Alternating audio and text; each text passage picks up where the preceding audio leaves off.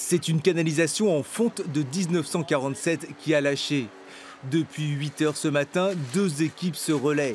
Dans un premier temps, ravitailler les habitants. Ensuite, isoler la section défectueuse pour rétablir l'eau. Après, le chef d'équipe peut commencer la réparation. Nous allons couper le tuyau au niveau de la tulipe d'emboîtement. On va sectionner le tuyau à cet endroit aussi.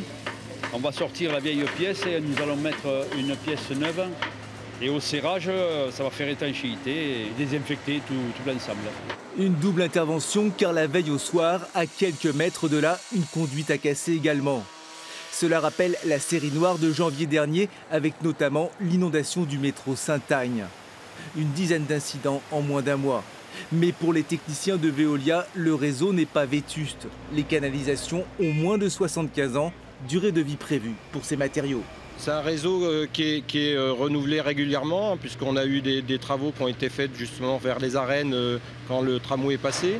Donc ici, il n'avait pas été rénové, mais on n'avait pas eu de fuite sur ce quartier-là depuis très longtemps. Des fois, on a des fragilités par rapport à des mouvements de sol, etc., qui peuvent faire casser un réseau plus récent.